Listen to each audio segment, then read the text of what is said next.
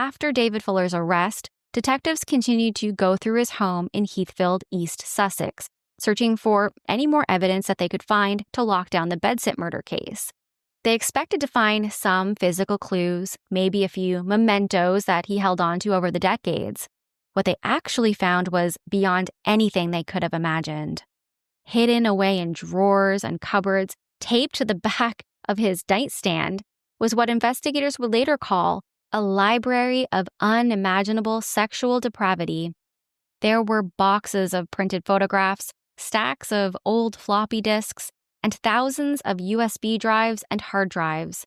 And on those devices, 4 million images. The sheer scale was staggering.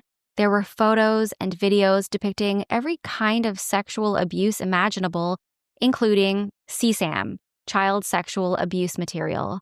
Most of the material had clearly come from the internet. But then detectives began finding something even more horrifying, a collection of images that were different from the rest. These weren't downloaded. They were taken by David Fuller himself. As investigators opened file after file, the true extent of Fuller's crimes came into focus. They were looking at hundreds of photographs and hours of video showing Fuller sexually abusing the corpses of dozens of women and girls.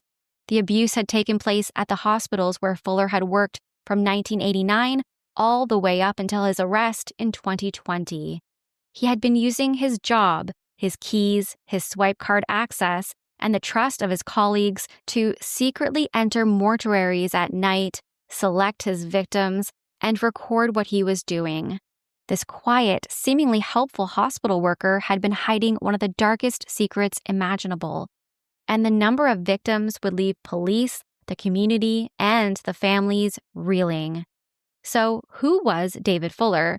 How does someone like this, someone capable of unspeakable violence, of violating not just the living but the dead, manage to fly completely under the radar for decades?